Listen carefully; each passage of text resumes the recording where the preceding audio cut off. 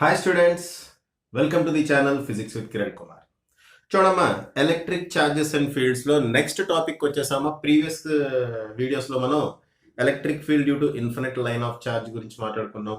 అలాగే electric field due to cylinder గురించి మాట్లాడుకున్నాం. Electric field due to infinite sheet of charge గురించి మాట్లాడుకున్నాం. ఇవన్నీ ప్రీవియస్ క్లాసెస్లో మనం మాట్లాడుకున్నాం. ఇప్పుడు మనం స్పియర్ గురించి మాట్లాడుకుంటాం. దీంతో ఈ లెసన్ అయిపోతుందమ్మా. Okay, so electric field due to a charged sphere. Okay అమ్మా, electric field due to a charged sphere ఎలా ఉంటుంది అది చూస్తున్నాం అనమాట. అయితే ఈ చార్జ్డ్ స్పియర్ ఎటువంటి charged sphere? Conducting solid sphere కావచ్చు. ఓకే అమ్మా, conducting solid sphere. Solid sphere అంటే లోపల కూడా మెటీరియల్ ఉంటుంది. కండక్టింగ్ హాలో స్పియర్ కావచ్చు. కండక్టింగ్ హాలో స్పియర్ అంటే లోపల డొల్ ఉంటుంది, మెటీరియల్ ఉండదు. ఓకే, స్పియరే బట్ లోపల డొల్లగా ఉంటుంది అనమాట, మెటీరియల్ ఉండదు. ఇంకా non conducting hollow sphere. Non conducting hollow sphere. Okay, ఈ మూడు కేసెస్కి ఏంటి మనం చెప్పుకునే కండిషన్స్ ఒకటే. ఓకేనా, ఈ మూడు కేసెస్కి కూడా మనం చెప్పుకునే కండిషన్ ఒకటే. సరే, ఇప్పుడు మనం ఒక స్పియర్ తీసుకున్నాం. ఓకే అమ్మా, ఈ స్పియర్ యొక్క రేడియస్ ఆర్ అనుకుందాం. ఈ స్పియర్ యొక్క రేడియస్ క్యాపిటల్ ఆర్ అనుకుందాం. ఓకే, ఈ స్పియర్కి మనం ఛార్జ్ ఇచ్చాం. ఈ స్పియర్కి మనం ఛార్జ్ ఇచ్చాం. ఎటువంటి స్పియర్ అమ్మది?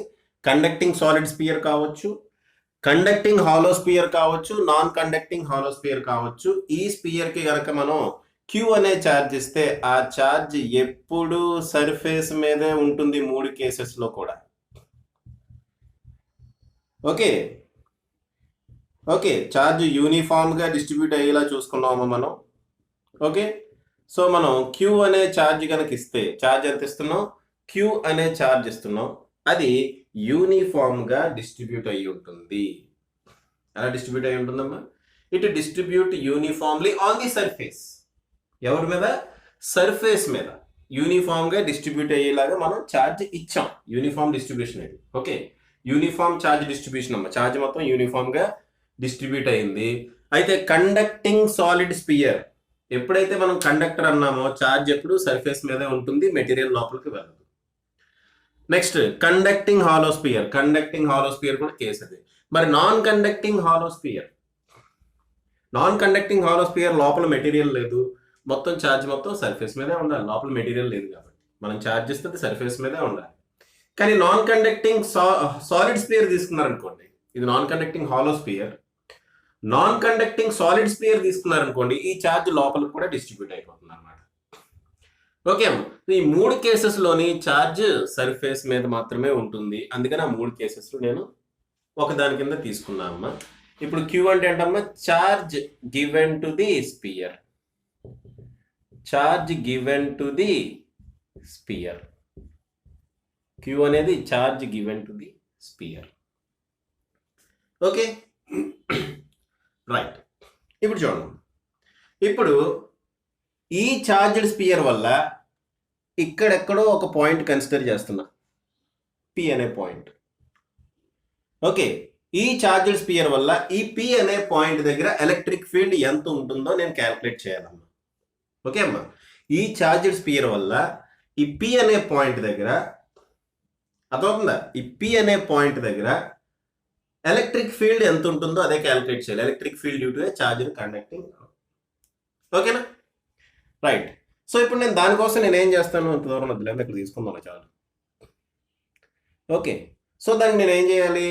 గాస్ లా అప్లై చేయాలి. గాస్ లా ఏంటో మీకు తెలుసు కదమ్మా. గాస్ లా స్పెల్లింగ్ తప్పు రాసానా?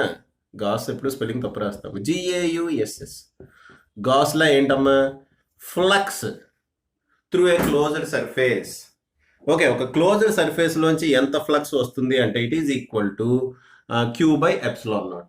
ఫ్లక్స్కి ఇంకొక ఫార్ములా ఉంది, అదేంటమ్మా? Integral E bar dot DS bar is equal to Q by epsilon naught. Q అంటే charge enclosed in the closed surface. ఇప్పుడు ఈ గాస్ లా అప్లై చేసి మనం ఎలక్ట్రిక్ ఫీల్డ్ని క్యాలిక్యులేట్ చేస్తాం. ఎవరికి?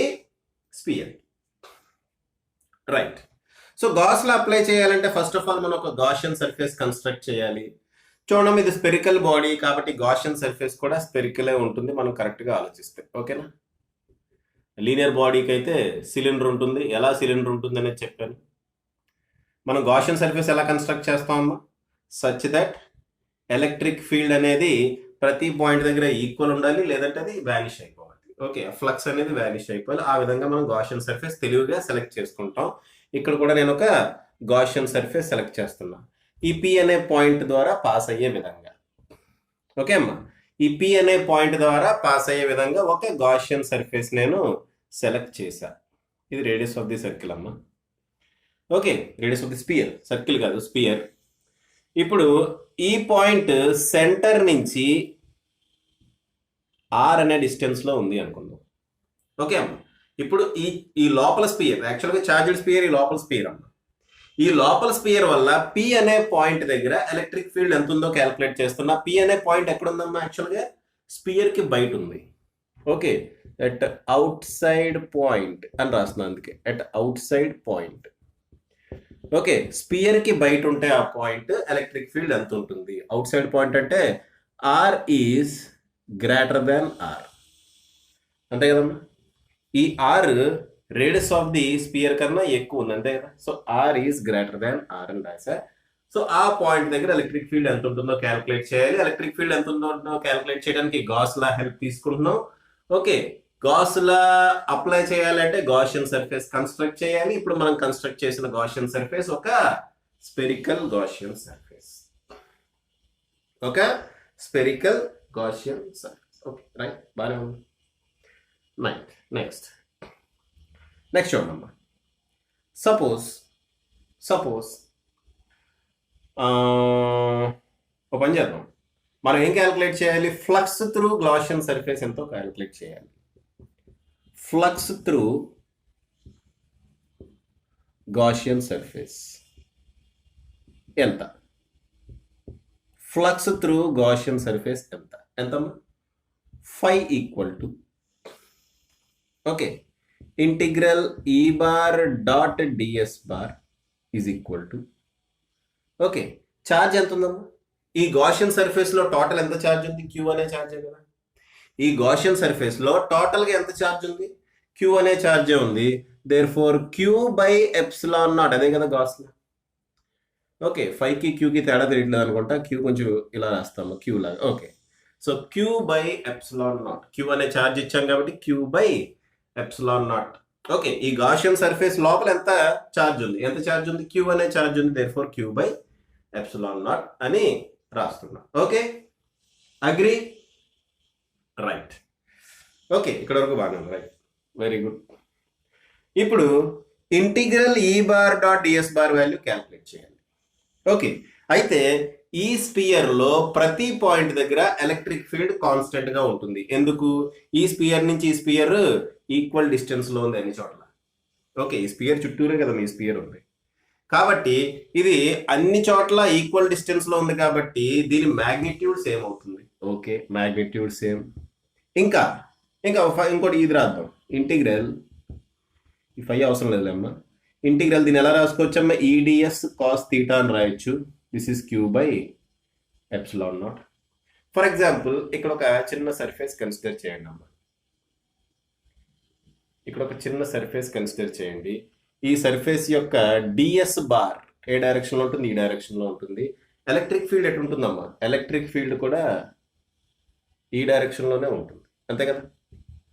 ఎలక్ట్రిక్ ఫీల్డ్ కూడా సేమ్ డైరెక్షన్ లో ఉంటుంది కాబట్టి electric field area vector same direction లో ఉన్నాయి కాబట్టి థీటా వాల్యూ 0. థీటా వాల్యూ 0 అంటే కాస్ థీటా వాల్యూ 1 అవుతుంది. Therefore E ds equal to queue by epsilon naught మిగులుతుంది. ఓకే అమ్మా, ఈ గాషియన్ సర్ఫేస్ మీద ప్రతి పాయింట్ దగ్గర ఎలక్ట్రిక్ ఫీల్డ్ యొక్క మ్యాగ్నిట్యూడ్ సేమ్, డైరెక్షన్ వేరే ఉండొచ్చు. ఇక్కడ ఇలా, ఇక్కడ ఇలా, ఇక్కడ ఇలా, ఇక్కడ ఇలా, ఇక్కడ ఇలా ఉండొచ్చు. అయితే ప్రతి పాయింట్ దగ్గర ఎలక్ట్రిక్ ఫీల్డ్ మ్యాగ్నిట్యూడ్ మాత్రం సేమ్. మ్యాగ్నిట్యూడ్ అంటే వాల్యూ సేమ్ కాబట్టి ఈ బయట రాసేస్తున్నా. E of closed integral ds equal to queue by epsilon naught. ఎందుకు ఈ కాన్స్టెంట్ అన్నా? చూడమ్మా, ప్రతి పాయింట్ కూడా ఆర్ అనే డిస్టెన్స్ లోనే ఉంది. స్పియర్ సెంటర్ నుంచి ప్రతి పాయింట్ కూడా ఆర్ అనే డిస్టెన్స్ లోనే ఉంది. ఓకే, ఇది ఒక స్పెరికల్ సిమెట్రీ కాబట్టి మనం ప్రతి పాయింట్ దగ్గర ఈ యొక్క మ్యాగ్నిట్యూడ్ సేమ్ అని ఎజ్యూమ్ చేసుకోవచ్చు కదమ్మా, సేమ్ ఉంటుంది. ఓకే, దిస్ యాక్చువల్గా ఈ స్పియర్ నుంచి ఎక్కడి నుంచైనా చూడమ్మా, ప్రతి పాయింట్ ఈక్వల్ డిస్టెన్స్లో ఉంటుంది.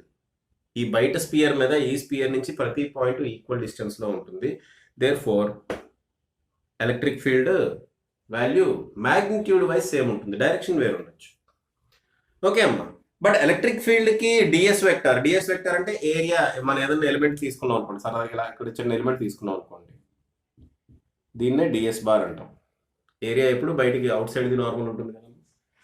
ఓకే, ఏరియా వెక్టర్ ఎప్పుడు ఎలిమెంట్కి నార్మల్గా ఉంటుంది, అది అవుట్ సైడ్ది సర్ఫేస్ ఉంటుంది, సర్ఫేస్కి బయటకు ఉంటుంది. ఎలక్ట్రిక్ ఫీల్డ్ కూడా ఇదే డైరెక్షన్లో ఉంటుంది, కాబట్టి కాస్ థీటా వాల్యూ 1 అవుతుంది, ఎందుకంటే థీటా వాల్యూ ఎప్పుడు 0 ఈ కేసులో. ఓకే అమ్మ, ఈ కేసులో థీటా వాల్యూ ఎప్పుడు 0. రైట్. ఇప్పుడు క్లోజ్డ్ ఇంటిగ్రల్ డిఎస్ అంటే ఏంటమ్మా? ఇదిగోండి, ఇటువంటి డిఎస్ ఎలిమెంట్స్ ఈ స్పియర్ మొత్తం ఉంటాయి. సో స్పియర్ మొత్తం కనుక మనం కన్సిడర్ చేస్తే అది సర్ఫేస్ ఏరియా ఆఫ్ స్పియర్కి ఈక్వల్ అవుతుంది. అంతే. Ds ds ds ds ds ఇలాంటి ఎలిమెంట్స్ స్పియర్ మొత్తం ఉంటాయమ్మా. ఇప్పుడు మనం ఇంటిగ్రేట్ చేస్తున్నాం. ఇంటిగ్రేట్ చేయడం అంటే ఇటువంటి డిఎస్ ఎలిమెంట్స్ అన్ని మనం కలుపుతున్నాం. ఓకే, ఇంటిగ్రేషన్ అంటే ఏంటమ్మా? కలపడమే కదా, చిన్న చిన్న ముక్కలు కలపడమే కదా. సో ఇటువంటి ds ds ds ds ds ds ds ds elements అన్నిటిని కలిపితే అది ఈ బయట ఉన్న గాషియన్ సర్ఫేస్ యొక్క సర్ఫేస్ ఏరియాకి ఈక్వల్ అవుతుంది. ఓకే అమ్మా. సో గాషియన్ సర్ఫేస్ ఏ షేప్లో ఉంది? స్పియర్ షేప్లో ఉంది. గాషియన్ సర్ఫేస్ ఏ షేప్లో ఉందమ్మా? స్పియర్ షేప్లో ఉంది. స్పియర్ షేప్లో ఉంది కాబట్టి మనం ఎవరి సర్ఫేస్ ఏరియా తీసుకోవాలి? స్పియర్ యొక్క సర్ఫేస్ ఏరియా తీసుకోవాలి. అది ఎవరిది? గాషియన్ సర్ఫేస్ది. దేర్ఫోర్ స్పియర్ యొక్క సర్ఫేస్ ఏరియాకి formula 4πr² is equal to Q by epsilon naught. చూడండి, అవుటర్ స్పియర్ కి రేడియస్ r, అందుకని 4πr² అని రాసాం. ఓకే, దీని నుంచి ఎలక్ట్రిక్ ఫీల్డ్ ఏమవుతుందమ్మా? Electric field equal to Q by 4πε0 r². r న డిస్టెన్స్ లో ఎలక్ట్రిక్ ఫీల్డ్ ఎంత ఉంటుంది అంటే Q by 4πε0 r². అర్థమైందమ్మా? 4πε0 r². ఇదేంటిది? E out side. ఓకే, ఇప్పుడు పాయింట్ ఎగ్జాక్ట్ గా ఈ స్పియర్ మీద తీసుకున్నాం అనుకోండి. Okay, point on the sphere, on the charged sphere, point on the charged sphere అంటే r equal to r. Okay, point కనుక ఎగ్జాక్ట్ గా చార్జ్డ్ స్పియర్ మీద తీసుకున్నాం అనుకుంటామా, ఈ సర్ఫేస్ అని రాస్తా. అంటే ఎగ్జాక్ట్ గా సర్ఫేస్ ఆఫ్ ది స్పియర్ మీద తీసుకుంటే ఎలక్ట్రిక్ ఫీల్డ్ ఏమవుతుందమ్మా? Q by 4πε0, స్మాల్ r బదులు క్యాపిటల్ R పెట్టండి, r². అంతే. సో సర్ఫేస్ మీద ఎంత వాల్యూ ఉంటుందంటే Q by 4πε0 r². ఓకే అమ్మా, ఇక్కడ electric field is inversely proportional to r². ఇక్కడ ఎలక్ట్రిక్ ఫీల్డ్ కాన్స్టెంట్. ఓకే, ఆ పర్టికులర్ ఛార్జ్కి, ఆ పర్టికులర్ రేడియస్ ఆఫ్ స్పియర్కి ఎలక్ట్రిక్ ఫీల్డ్ అక్కడ కాన్స్టెంట్. మరి ఇన్సైడ్ ది సర్ఫేస్ ఏంటి పరిస్థితి? At inside point. ఓకే, కనపడుతుంది కదా, ఎట్ ఇన్సైడ్ పాయింట్ అంటే r less than r. Okay అమ్మ, పాయింట్ కనుక మనం ఇన్సైడ్ తీసుకుంటే పరిస్థితి ఏంటి, లోపల తీసుకుంటే పరిస్థితి ఏంటి? పాయింట్ చూడండి, పాయింట్ కనుక లోపల తీసుకుంటే, ఓకే, ఇప్పుడు గాషియన్ సర్ఫేస్ ఇలా కన్స్ట్రక్ట్ చేస్తాం. గాషియన్ సర్ఫేస్ లోపల ఏమైనా ఛార్జ్ ఉందమ్మా? గాషియన్ సర్ఫేస్ లోపల ఏమైనా ఛార్జ్ ఉందా? లేదు. ఓకే అమ్మా, ఇది ఒక గాషియన్ సర్ఫేస్. ఈ గాషియన్ సర్ఫేస్ లోపల ఏమైనా ఛార్జ్ ఉందా? లేదు. లోపల ఛార్జ్ లేదు కాబట్టి ఫ్లక్స్ 0 అవుతుంది. ఫ్లక్స్ 0 అయితే ఎలక్ట్రిక్ ఫీల్డ్ కూడా 0. Therefore equal to 0. ఫ్లక్స్ 0 అయితే ఈ ఫార్ములా నుంచి ఎలక్ట్రిక్ ఫీల్డ్ ఆటోమేటిక్గా 0 అయిపోతుంది. Therefore equal to 0. అర్థమవుతుందా? సో అది విషయం. ఓకే, సో ఒక చార్జ్డ్ కండక్టింగ్ సాలిడ్ స్పియర్ తీసుకున్నా, కండక్టింగ్ హాలో స్పియర్ తీసుకున్నా, నాన్ కండక్టింగ్ హాలో స్పియర్ తీసుకున్నా మనకి ఫార్ములా సేమ్ అమ్మా. ఓకే, బయట పాయింట్ కనుక తీసుకుంటే ఎలక్ట్రిక్ ఫీల్డ్ ఎంతమ్మా? Q by 4πε0 r². Okay, inside point కనుక తీసుకుంటే ఈక్వల్ టు 0, ఎందుకంటే లోపల ఛార్జ్ ఏముండదు, ఛార్జ్ మొత్తం సర్ఫేస్ మీదే ఉంటుంది. లోపల కనుక మనం పాయింట్ తీసుకుంటే అక్కడ గాషియన్ సర్ఫేస్ కన్స్ట్రక్ట్ చేస్తాం. ఆ గాషియన్ సర్ఫేస్ లో ఎటువంటి ఛార్జ్ ఎన్క్లోజ్ అయ్యి లేదు. కాబట్టి inside point it is equal to 0.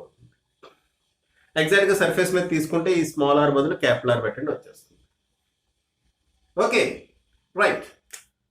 సరే, ఇప్పుడు మనం గ్రాఫ్ డ్రా చేద్దాం. ఎవరెవరికి?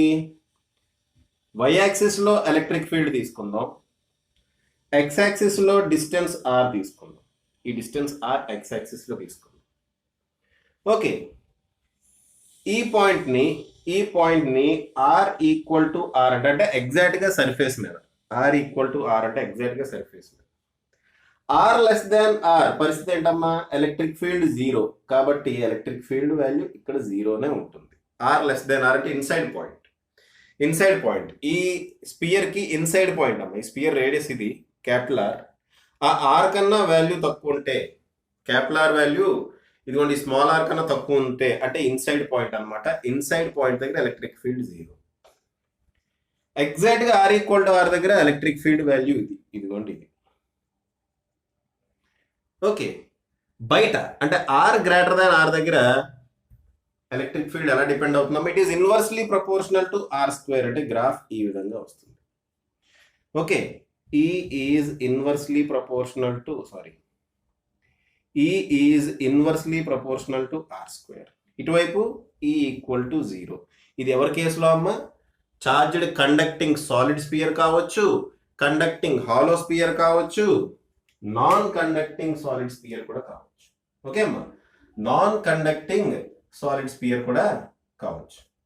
ఓకేనా? పాజ్ చేసి రాసుకుందాం. ఓకే అమ్మా. So electric field due to a conducting solid sphere, conducting hollow sphere, non conducting hollow sphere మనం ఆల్రెడీ చూసాం. ఇప్పుడు ఇది ఒక స్పెషల్ కేస్ అమ్మా. స్పెషల్ కేస్ అంటే మనం తీసుకున్న sphere non conducting solid sphere. Okay అమ్మా, మనం తీసుకున్న sphere non conducting solid sphere. Okay, so ఇప్పుడు మనం క్యూ అనే ఛార్జ్ ఇస్తే అది కేవలం సర్ఫేస్ మీదే కాదు, లోపల కూడా డిస్ట్రిబ్యూట్ అయ్యి ఉంటుంది. ఓకే అమ్మా, కేవలం సర్ఫేస్ మీదే కాదు, ఏం చేస్తుందమ్మా? అది లోపల కూడా డిస్ట్రిబ్యూట్ అయ్యి ఉంటుంది. సో ఛార్జ్ బాడీ మొత్తం డిస్ట్రిబ్యూట్ అయ్యి ఉంటుంది, లోపల కూడా డిస్ట్రిబ్యూట్ అయ్యి ఉంటుంది. సర్ఫేస్ మీద ఉంటుంది, అట్ ది సేమ్ టైం లోపల కూడా డిస్ట్రిబ్యూట్ అయ్యి ఉంటుంది. ఓకే, సో ఈ స్పియర్ యొక్క రేడియస్ మనం క్యాపిటల్ ఆర్ అనుకుందాం. ఈ స్పియర్కి మనం ఎంత ఛార్జ్ ఇచ్చామంటే క్యూ అనే ఛార్జ్ ఇచ్చామనుకుందాం. ఓకే, ఇది ఒక 3 డైమెన్షనల్ కాన్సెప్ట్. ఎందుకంటే బాడీ మొత్తం వాల్యూమ్ మొత్తం ఛార్జ్ ఏం జరుగుతుందమ్మా? వాల్యూమ్ మొత్తం ఛార్జ్ ఇక్కడ డిస్ట్రిబ్యూట్ అయి ఉంటుంది. కాబట్టి ఇక్కడ మనం వాల్యూమ్ ఛార్జ్ డెన్సిటీ కాన్సెప్ట్ కూడా తీసుకోవాలమ్మా. క్యూ అంటే ఏంటి? Charge given to the sphere. Q అంటే charge given to the sphere అమ్మా. నెక్స్ట్ నేను ఏమంటున్నా? వాల్యూమ్ ఛార్జ్ డెన్సిటీని కన్సిడర్ చేయాలి ఇక్కడ అంటున్నా. ఎందుకంటే టోటల్ వాల్యూమ్లో ఛార్జ్ ఎన్క్లోజ్ అయ్యి ఉంది. దేర్ఫోర్ వాల్యూమ్ ఛార్జ్ డెన్సిటీ, దాన్ని మనం ఏమనుకున్నాం? రో అనుకున్నాం. ఇక్కడ రో ఈక్వల్ టు ఏమవుతుందో చూడండి. రో equal to charge by volume. ఎంత ఛార్జ్ ఇచ్చాం మనం? క్యూ అనే ఛార్జ్ ఇచ్చాం. ఎంత వాల్యూమ్? వి అనే వాల్యూమ్ అనుకుందాం. క్యూ అనే ఛార్జ్ ఇచ్చాము మనం, వాల్యూమ్ ఎంత? వి అనే వాల్యూమ్ అనుకుందాం. కాబట్టి మనం ఎక్కడన్నా ఎంత ఛార్జ్ ఎన్క్లోజ్ అయ్యి ఉందో కావాలి అంటే ఈ ఫార్ములాని ఉపయోగించుకోవచ్చు మనం. So rho equal to queue by v. Okay, rho equal to queue by v. Q అంటే టోటల్ ఛార్జ్ అనమాట. ఒక వి అంటే వాల్యూమ్, రో అంటే ఛార్జ్ డెన్సిటీ. ఓకే అమ్మా, ఇప్పుడు నేను outside point electric field ఎంత ఉంటుందో క్యాలిక్యులేట్ చేద్దాం. దీనివల్ల out side point electric field ఎంత ఉంటుంది? ఇదిగోండి. ఓకే, ఇక్కడెక్కడో పాయింట్ కన్సిడర్ చేస్తున్నాను నేను. ఈ పాయింట్ ఆర్ అనే డిస్టెన్స్లో ఉంది. సో నెక్స్ట్ మనం ఏం చేయాలమ్మా? ఒక గాషియన్ సర్ఫేస్ కన్స్ట్రక్ట్ చేయాలి. దీనికి కూడా గాషియన్ సర్ఫేస్ ఏమవుతుంది? ఒక స్పెరికల్ గాషియన్ సర్ఫేస్ వస్తుంది. ఈ పాయింట్ సెంటర్ నుంచి ఎంత డిస్టెన్స్లో ఉంది? ఆర్ అనే డిస్టెన్స్లో ఉంది. స్మాల్ ఆర్ అనే డిస్టెన్స్లో ఈ పాయింట్ సెంటర్ నుంచి ఉందాం.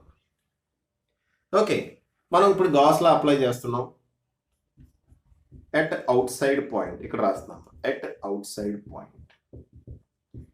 Okay, R greater than R, అంతే కదా అవుట్ సైడ్ పాయింట్ అంటే. ఆర్ గ్రేటర్ దెన్ ఆర్, ఈ R value is greater than radius of the sphere. Okay, outside point కనుక కన్సిడర్ చేస్తే మనం ఇప్పుడు ఏం క్యాలిక్యులేట్ చేయాలి, యాక్చువల్గా ఫ్లక్స్ క్యాలిక్యులేట్ చేయాలి. Flux phi equal to integral E bar dot DS bar which is equal to queue by epsilon naught. ఇది మనకు తెలుసు ఫ్రమ్ గాస్ లా. ఓకే, ఇక్కడ క్యూ అంటే ఏంటమ్మా, charge enclosed by Gaussian surface. ఎంత charge enclosed by Gaussian surface, ఇదిగోండి capital క్యూనే. Okay, charge enclosed by Gaussian surface capital క్యూనే. ఓకేనా, ఎలక్ట్రిక్ ఫీల్డ్ ప్రతి చోట ఈయనే అనుకుందాం. ఓకే, ఇంటిగ్రేషన్ తీసేస్తున్నామ్మా. ఇంక చూడమ్మా, ప్రీవియస్ కేసులో మనం ఏదైతే చేసామో సేమ్ ఇక్కడ కూడా చేస్తాం.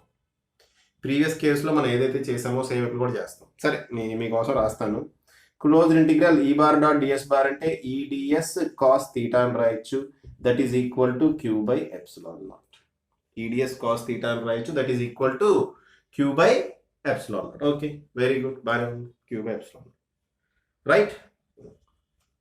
నెక్స్ట్, ఓకే చూడమ్మా, ఎలక్ట్రిక్ ఫీల్డ్కి ఇదేంటిది, ఏరియా వెక్టార్కి యాంగిల్ ఎప్పుడు జీరోనే ఉంటుంది. చూడండి, ఎలక్ట్రిక్ ఫీల్డ్ ఈ సర్ఫేస్ దగ్గర తీసుకుంటే ఇలా బయటగా ఉంటుంది, ఏరియా వెక్టార్ కూడా అటే బయటకు ఉంటుంది.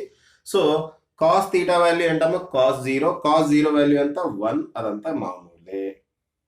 ఇంకా ఈ గాషియన్ సర్ఫేస్ మీద ప్రతి పాయింట్ దగ్గర ఎలక్ట్రిక్ ఫీల్డ్ సేమ్ ఉంటుంది కాబట్టి ఈ ఆఫ్ క్లోజ్డ్ ఇంటిగ్రల్ డిఎస్, ఇది కూడా మామూలే.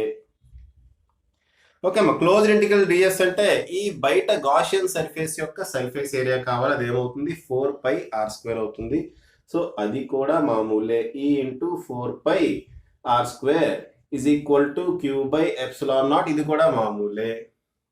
కాబట్టి ఎలక్ట్రిక్ ఫీల్డ్ ఈక్వల్ టు ఏమవుతుంది అంటే Q by 4π ε0 r². So first కేసులో, ఫస్ట్ దీని ముందు మనం చెప్పుకున్నాం కదా, ఆ కేసులో outside, E out side అని రాస్తాం, E out side. Okay, E out అని రాస్తాం. Outside the sphere electric field ఎంత అయితే వచ్చింది, ఇక్కడ కూడా అంతే వచ్చిందమ్మా, క్యూ బై 4π ε0 r² వచ్చింది. ఓకే, క్యూ బై 4π ε0 r² వచ్చింది. వెరీ గుడ్, బాగా ఉంది.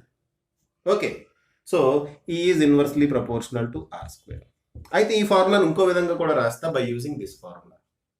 దీని నుంచి క్యూ ఈక్వల్ టు ఏమవుతుందమ్మా, Q equal to rho V. వి అంటే ఎవరి వాల్యూమ్, ఈ లోపల స్పియర్ యొక్క వాల్యూమ్. వి అంటే ఎవరి వాల్యూమ్ అమ్మా, ఛార్జ్ ఎందులో ఎన్క్లోజ్ అయ్యింది, ఏ ఛార్జ్ మనం కన్సిడర్ చేస్తున్నాం. ఈ క్యూ అనే ఛార్జ్ ఎందులో ఉంది, టోటల్ దాంట్లో ఉంది. ఓకే, ఈ క్యూ అనే ఛార్జ్ ఈ టోటల్ దాంట్లో ఉందమ్మా. సో ఆ ఛార్జ్ కన్సిడర్ చేస్తున్నాం కాబట్టి వాల్యూమ్ కూడా ఆ స్పియర్ది కన్సిడర్ చేయాలి. ఓకే, సో వాల్యూమ్ అంటే ఈ లోపల స్పియర్ యొక్క వాల్యూమ్, బయట స్పియర్ యొక్క వాల్యూమ్ కాదు, లోపల స్పియర్ యొక్క వాల్యూమ్. ఓకే అమ్మా, సో క్యూ బదులు మనం ఏం రాసుకోవచ్చు, రో వి రాసుకోవచ్చు. దేర్ఫోర్ ఈ ఈక్వల్ టు రో వి అంటే వాల్యూమ్ ఆఫ్ ది స్పియర్ ఏంటమ్మది, volume of the sphere formula అంటే 4/3πr³ 4/3πr³ divided by 4πε0 r². Okay అమ్మా, 4 క్యాన్సిల్, పై క్యాన్సిల్. సో మనకి ఈక్వల్ టు ఏం మిగిలింది చూడండి, రో r³ by ε0 r², 3ε0 r². So ఆ ఫార్ములా కూడా మనం గుర్తుపెట్టుకుందాం, ఎప్పుడన్నా ఉపయోగపడవచ్చు. ఓకే అమ్మ, ఈ ఫార్ములా కూడా మనం గుర్తుపెట్టుకుందాం, ఎప్పుడన్నా మనకి ఉపయోగపడవచ్చు. ఓకేనా? ఓకే, నెక్స్ట్ ఇదేంటమ్మా, అవుట్ సైడ్ పాయింట్ దగ్గర మనకు వచ్చిన వాల్యూ ఇది. సేమ్ అదే ఫార్ములా వస్తుంది, బట్ మనం in terms of volume charge density కూడా రాసుకున్నాం అమ్మా. In terms of volume charge density చూస్తే రో r³ బై 3ε0 r², ఎప్పుడు అవుట్ సైడ్ పాయింట్ దగ్గర. ఓకే, ఆన్ ది సర్ఫేస్ తీసుకుందాం ఈసారి. ఆన్ ది సర్ఫేస్ అంటే small r equal to capital R. ఎగ్జాక్ట్గా పాయింట్ సర్ఫేస్ మీద ఉంటుంది. ఈ P అనే పాయింట్ ఎగ్జాక్ట్గా సర్ఫేస్ మీద ఉంటే ఎలక్ట్రిక్ ఫీల్డ్ ఎంత ఉంటుంది, సింపుల్గా ఈ స్మాల్ r ప్లేస్లో క్యాపిటల్ R పెట్టండి. కాబట్టి ఈ సర్ఫేస్ ఈజ్ ఈక్వల్ టు ఏమవుతుందమ్మా, Q q/4πε0 q/4πε0 r². లేదా ఇదన్నా రాయండి. ఇదేమవుతుంది ρr³/3ε0 r². 3ε0 r². ఓకే, ఈ r² క్యూబ్ క్యాన్సిల్ అయ్యి ఈ surface is equal to q/4πε0 r². అది కామనే. ఇక్కడ ఏం మిగులుతుందమ్మా ρr/3ε0. సో సర్ఫేస్ మీద ఛార్జ్ ఎంత ఉంటుంది అంటే అంత ఉంటుందమ్మా. సర్ఫేస్ మీద ఛార్జ్ ఎంత ఉంటుంది అంటే అదిగోండి అంత ఉంటుంది. ఓకే అమ్మా, this is on the surface.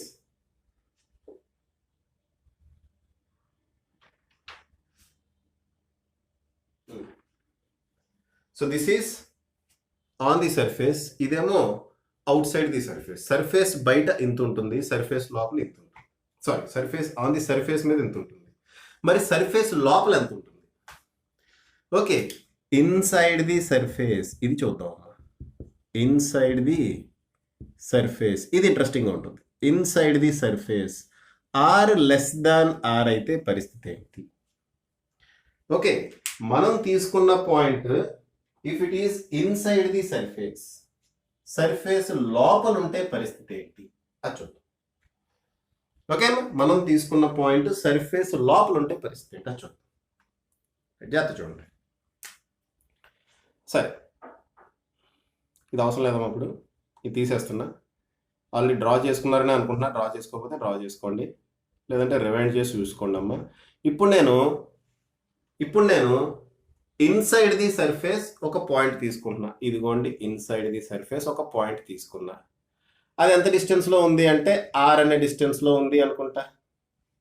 So ఇప్పుడు ఆ పాయింట్ దగ్గర ఎలక్ట్రిక్ ఫీల్డ్ నేను క్యాల్కులేట్ చేయాలి అంటే నేను ఏం చేయాలమ్మా, ఒక గాషియన్ సర్ఫేస్ కన్స్ట్రక్ట్ చేయాలి. ఇదిగోండి, కన్స్ట్రక్ట్ చేశా.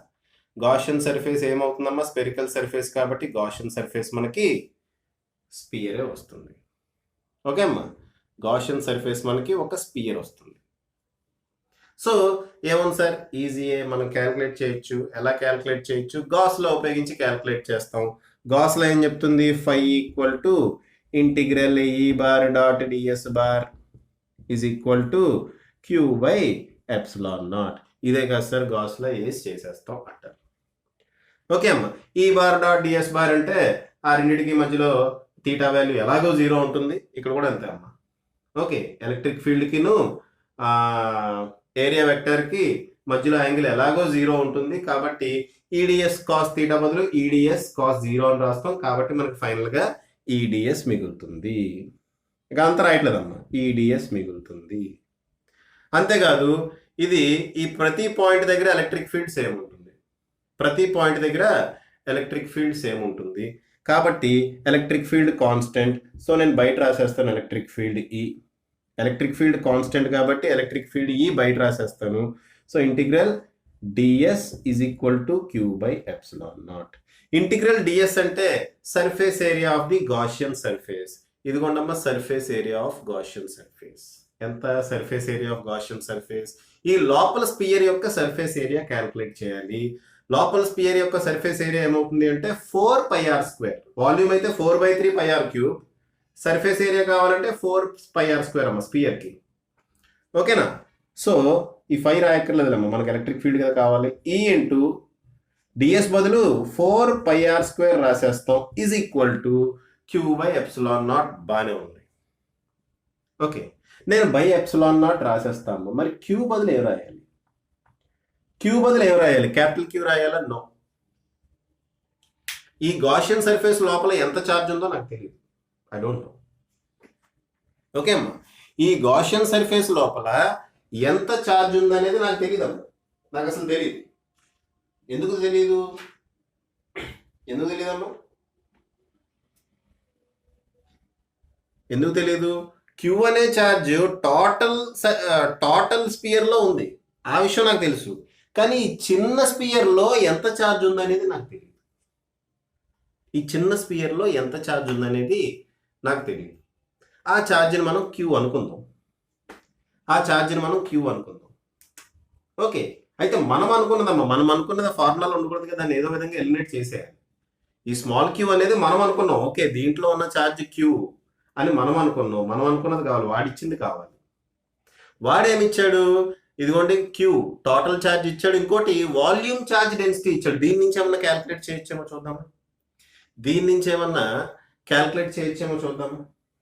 చూద్దాం రండి.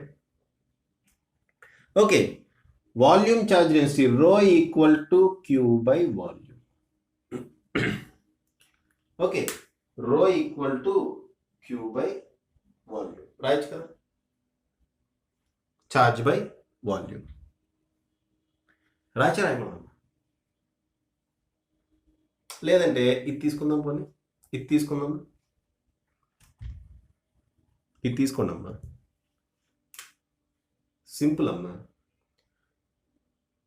మనం ఏం చేస్తామంటే రో క్యాల్కులేట్ చేస్తాం. రో వాల్యూ ఇది, rho equal to queue by volume అంటే total volume of the sphere ఎంతమ్మా, 4/3 పై ఆర్ క్యూబ్.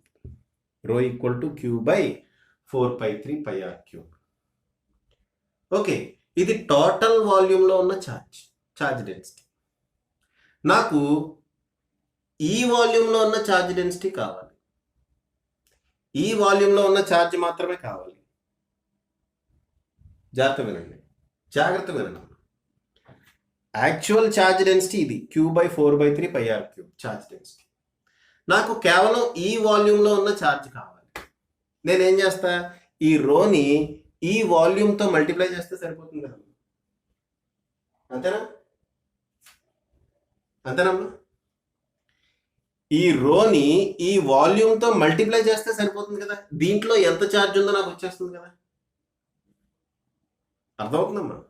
ఇక్కడ మనం జాగ్రత్త వినండి, ఇక్కడ మనం రో ఈక్వల్ టు క్యూ అంటే మనం అనుకున్న ఛార్జ్ బై వాల్యూమ్ అంటే ఏది, దీని వాల్యూమ్.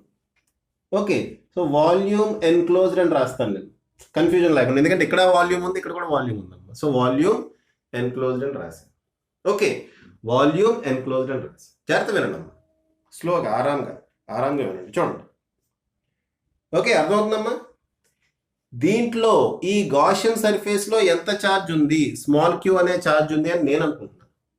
ఈ గాషియన్ సర్ఫేస్ యొక్క వాల్యూమ్ ఎంత, ఇదిగోండి వి ఎన్క్లోజ్డ్ అని రాశాను. దీని నుంచి క్యూ ఈక్వల్ టు ఏమవుతుంది, రో ఇంటూ వి ఎన్క్లోజ్డ్, అంతేనా? చివరికి కనపడుతుందా మీకు? దాని నుంచి స్మాల్ క్యూ ఈక్వల్ టు ఏమవుతుంది, రో ఇంటూ వి ఎన్క్లోజ్డ్. వి ఎన్క్లోజ్డ్ అంటే ఎవరి వాల్యూమ్, ఈ లోపల స్పియర్ యొక్క వాల్యూమ్ ఎంత, 4/3 పై ఆర్ క్యూబ్. అది కూడా రాసేద్దాం. So queue equal to rho into v enclosed అంటే ఈ లోపల స్పియర్ యొక్క వాల్యూమ్ ఎంతమ్మా, 4/3 పై స్మాల్ ఆర్ క్యూబ్, అంతేనా? 4/3 పై స్మాల్ ఆర్ క్యూబ్. ఓకే, ఇదంతా పక్కన చేద్దాం, పక్కన బాక్స్లో చేస్తున్నాం, ఎందుకంటే క్యూ వాల్యూ క్యాల్కులేట్ చేయాలి. క్యూ వాల్యూ మనకు తెలియదు, క్యూ వాల్యూ క్యాల్కులేట్ చేయాలి, దానికోసం ఇదంతా చేస్తున్నాం. అయితే రో అంటే ఏంటి, ఆల్రెడీ ఇక్కడ క్యాల్కులేట్ చేసి పెట్టుకున్నాం, capital q by 4/3 pi are cube. అది కూడా రాసేద్దామా? ఎక్కడ రాద్దాం, అక్కడ సరిపోద్దమ్మా, ఇరికించాల్సి వస్తుందేమో. ఓ పని చేస్తాము, ఈ స్టెప్ ఇక్కడ చెరిపేసి లాస్ట్లో రాస్తాను. ఓకే, జాగ్రత్త చూసుకున్నామ్మా, గజిబిజి అయిందేమో. సో క్యూ ఈక్వల్ ఏమవుతుందమ్మా, రో బదులు ఏం రాయాలి, Q by 4/3 pi are cube into 4/3 pi are cube, అంతేనా? రో అంటే Q by 4/3, 4/3 cancel, pi cancel, కాబట్టి క్యూ ఈక్వల్ ఏమవుతుందమ్మా, Q R cube by R cube.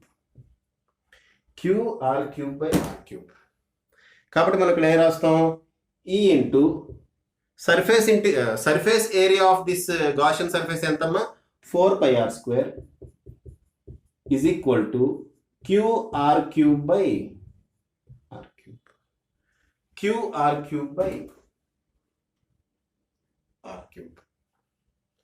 ఓకేనమ్మా, Q R cube by R cube, right. Right. Next దీని అటు తీసుకెళ్ళిపోదాం.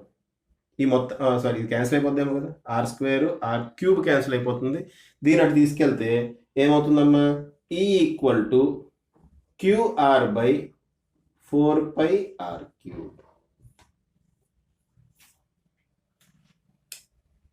ఏమొచ్చిందమ్మా, E = QR/4πr³. So దీని నుంచి ఇక్కడ చూడమ్మా, ఈ ఇక్కడ here it is directly proportional to R.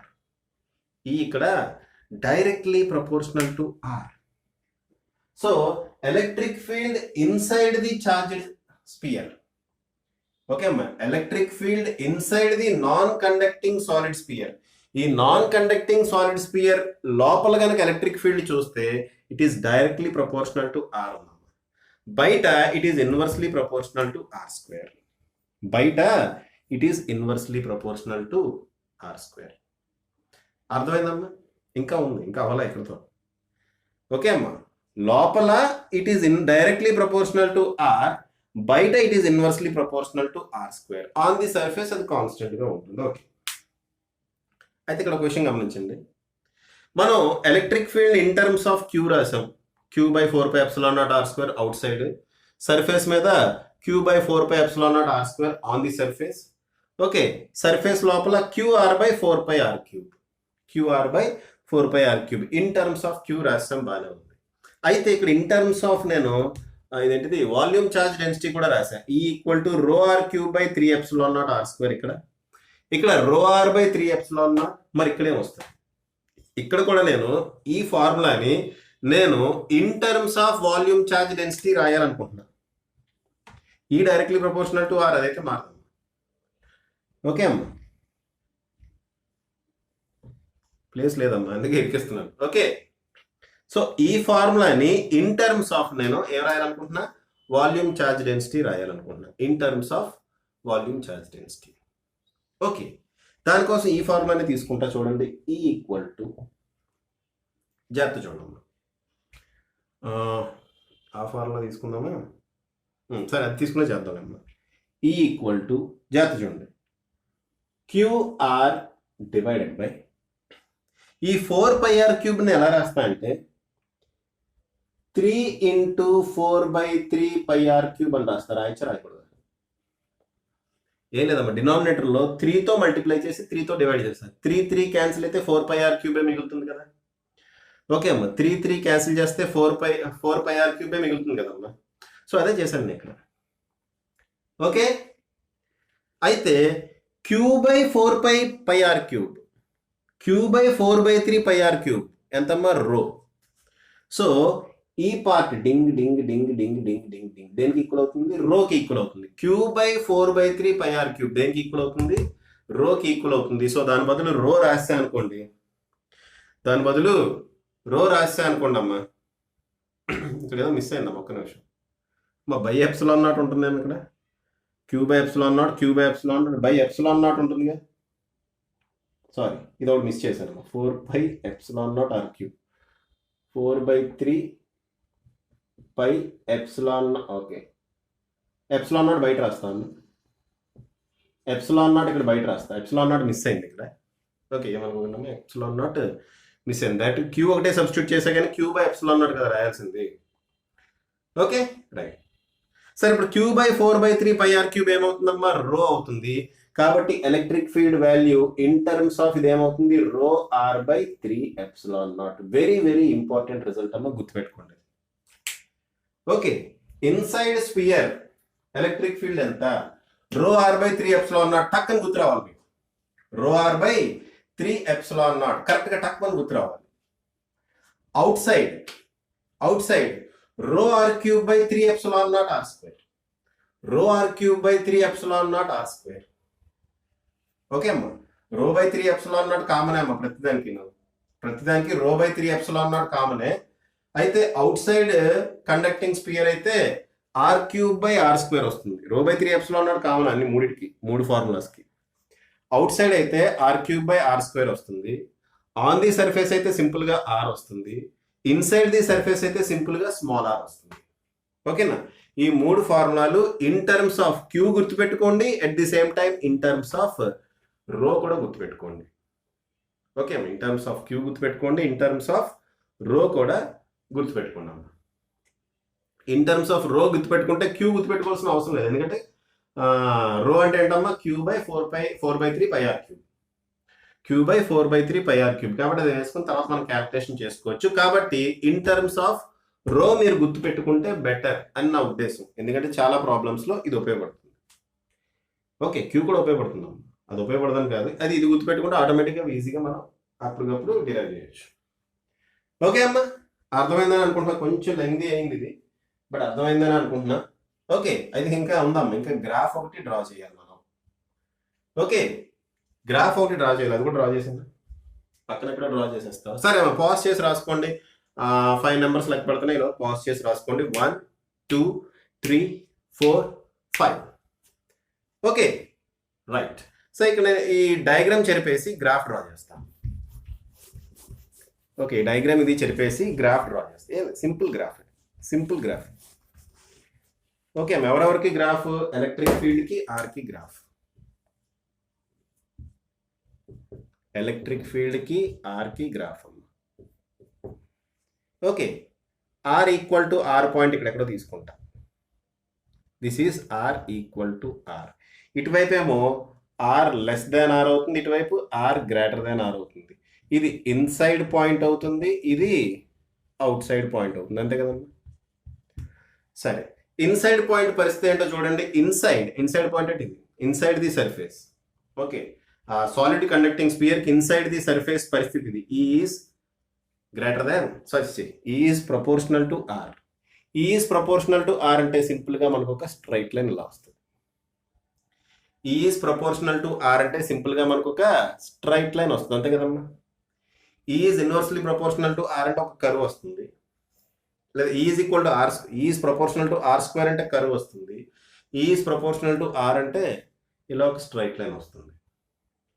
Is inversely proportional to r అంటే ఇలా ఒక కర్వ్ వస్తుంది. Is inversely proportional to r square అన్న కర్వే వస్తుంది, కాబట్టి కొంచెం స్లోప్ ఎక్కువ ఉంటుంది. ఓకేనా, అది విషయం. So R less than R అంటే inside the surface, inside the sphere is directly proportional to R, కాబట్టి మనకి గ్రాఫ్లో ఒక స్ట్రైట్ లైన్ వస్తుంది. ఆన్ ది సర్ఫేస్ వాల్యూ ఇది. Okay, outside the surface అంటే ఇది చూడండి. Outside the surface is proportional to 1/r², అంటే గ్రాఫ్ ఈ విధంగా వస్తుంది. So this is the graph. Okay అమ్మా, ఇది graph. Outside the sphere ఇక్కడ అయినా is proportional to 1/r². Is proportional to 1/r² అంటే గ్రాఫ్ ఆ విధంగా వస్తుందమ్మా. పాజ్ చేసి రాసుకోండి అమ్మా, పాజ్ చేసి రాసుకోండి. ఓకే అమ్మా, నెక్స్ట్ బోర్డు మీద ఉన్న క్వశ్చన్ చూడండి అమ్మా. క్వశ్చన్ చదవండి. A ball of radius r carries a positive charge throughout its volume అంటున్నాడు. అంటే ఇక్కడ మనకి ఇచ్చింది సాలిడ్ స్పియర్, అంతే కదమ్మా. ఫస్ట్ లైన్లోనే మనకు అర్థమైపోతుంది. ఏ బాల్ ఆఫ్ రేడియస్ ఆర్, ఒక బాల్ ఉంది, దాని రేడియస్ క్యాపిటల్ ఆర్ అంటున్నాడు. క్యారీస్ ఏ పాజిటివ్ ఛార్జ్, దానికి ఏమి ఇచ్చామో పాజిటివ్ ఛార్జ్ ఇచ్చాం. త్రూ అవుట్ ఇట్స్ వాల్యూమ్ మొత్తం ఉంది positive charge. Okay, so it is a non conducting solid spear. బాగానే ఉంది, నాన్ కండక్టింగ్ సాలిడ్ స్పియర్స్ ఇప్పుడే చెప్పుకున్నాం మనం. ఓకే, ఏది అడిగినా రాసేద్దాం, ఫార్ములాస్ అన్ని మనం బట్టి చేస్తాం. ఓకే ఓకే అమ్మా, ఆల్రెడీ రాసాడు. రో r/3ε0, రో క్యాపిటల్ r/3ε0, ఇలా ఫార్ములాలన్నీ బట్టి చేస్తాం కదా. ఓకే, ఇప్పుడు రెడీగా ఉన్నారు మీరు, ఈ ప్రాబ్లం చేయడం రెడీగా ఉన్నారు. Right. So throughout its volume charge distribute అయింది such that the volume density of charge, volume density అంటే రో అనమాట. The volume density of charge depends on distance r from the ball's center as rho equal to rho naught into 1 minus r/r. ఇక్కడ వేసింది దెబ్బ చూడమ్మా, ఏమన్నాడు? such that the volume density of charge depends on distance r అట. r అనే distance మీద depend అవుతుంది. మనం ప్రీవియస్ కేసులో వాల్యూమ్ ఛార్జ్ డెన్సిటీ కాన్స్టెంట్ అని తీసుకున్నాం, ఇక్కడ కాన్స్టెంట్ కాదు, వేసింది కదా దెబ్బ. ఓకే అమ్మా, ఇక్కడ వాల్యూమ్ ఛార్జ్ డెన్సిటీ కాన్స్టెంట్ కాదు. Okay, so it depends on distance R from the ball's centre as, ball's centre నుంచి ఆ వాల్యూమ్ ఛార్జ్ డెన్సిటీ మారుతుంది. ఏ విధంగా మారుతుంది? With respect to distance. ఇదిగోండి ఈ ఈక్వేషన్ ని ఫాలో అవుతూ మారుతుందమ్మా. Rho equal to rho naught into 1 minus R by R. Okay, ఇక్కడ రో నాట్ అనేది కాన్స్టెంట్. అయితే మనల్ని ఏమడిగాడు? Find the magnitude of electric field at a point inside the ball అడిగాడు. ఓకే అమ్మ, ఇదిగోండి బాల్. ఈ బాల్ లోపల ఏదో ఒక పాయింట్, ఈ బాల్ లోపల ఏదో పాయింట్ తీసుకోండి, అక్కడ ఎలక్ట్రిక్ ఫీల్డ్ ఎంత ఉంటుంది అని అడిగాడు. బయట తీసుకుంటే చెప్పడం ఈజీ. పాయింట్ బయట అయితే చెప్పడం ఈజీ, ఎందుకంటే గాషన్ సర్ఫేస్ కన్స్ట్రక్ట్ చేస్తాం. గాషన్ సర్ఫేస్ ఈ లోపల ఛార్జ్ ఎంత ఉందో క్యాలిక్యులేట్ చేస్తే సరిపోతుంది. ఓకే, బయట కనుక పాయింట్ తీసుకుంటే ఈ లోపల ఛార్జ్ ఎంత అయితే ఉంటుందో అదంతా లోపల ఉన్నట్టే. కాబట్టి Q/4πε0r² వేసి సింపుల్ గా క్యాలిక్యులేట్ చేసేవాళ్ళు. కానీ వాడు ఏమడిగాడు? ఇన్సైడ్ ది బాల్ అడిగాడు. ఓకే, ఇన్సైడ్ ది బాల్ రో గనక యూనిఫామ్ గా ఉంటే ρr/3ε0. Inside the ball, for example centre నుంచి ఆర్ అనే డిస్టెన్స్లో, సెంటర్ నుంచి ఆర్ అనే డిస్టెన్స్లో, ఓకే అమ్మా, సెంటర్ నుంచి ఆర్ అనే డిస్టెన్స్లో మనకి ఎలక్ట్రిక్ ఫీల్డ్ కావాలి అంటే రో కాన్స్టెంట్గా ఉంటే ρr/3ε0. చాలా చాలా ఈజీగా క్యాలిక్యులేట్ చేసేసేవాళ్ళు. కానీ ఇక్కడ పరిస్థితి అది కాదు. ఇక్కడ పరిస్థితి అది కాదమ్మా. ఇక్కడ రో కాన్స్టెంట్ కాదు, రో ఈజ్ వేరియింగ్, మారుతుంది. సో ఇటువంటి కేసెస్లో నేను ఏం చేస్తా అంటే ఇక్కడ నేను ఒక స్పెరికల్ షెల్ని కట్ చేస్తా. Spherical shell of thickness dr and radius r ఇలా కట్ చేస్తున్నాం. ఒక స్పెరికల్ షెల్. ఓకే, ఈ ఇది కూడా స్పియరే కాబట్టి స్పెరికల్ షెల్. దీని థిక్నెస్ ఎంత అంటున్నాను? dr అంటున్నా, దీని రేడియస్ r. ఓకే అమ్మా, దీని థిక్నెస్ dr, దీని థిక్నెస్ ఎంత? dr, దీని థిక్నెస్ dr, దీని రేడియస్ ఎంతమ్మా? r. సో dr అనే థిక్నెస్ ఉన్న, r అనే రేడియస్ ఉన్న ఒక స్పెరికల్ షెల్ నేను కట్ చేసా. ఈ dr అనేది very very very small value, infinitesimally small value. Okay, so ఇది ఎంత స్మాల్ వాల్యూ అంటే ఈ పర్టికులర్ వాల్యూమ్లో, చూడమ్మా, ఈ dr అనేది ఎంత స్మాల్ అంటే ఈ పర్టికులర్ వాల్యూమ్లో రో అనేది కాన్స్టెంట్ అని నేను అజ్యూమ్ చేసుకోవచ్చు. ఓకే, నేను ఏం చేస్తానమ్మా? Consider a spherical shell. ఏం చేశాను? ఒక స్పెరికల్ షెల్ని కన్సిడర్ చేశారు. Consider a spherical shell of thickness, of radius r, and infinitesimally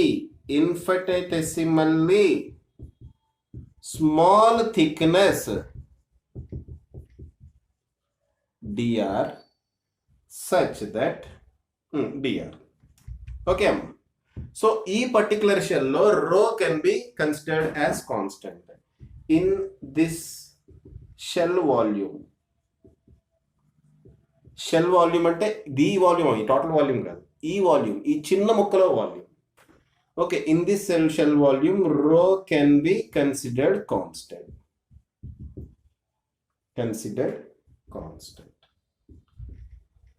okay, so ఇది మనం అనుకున్నాం.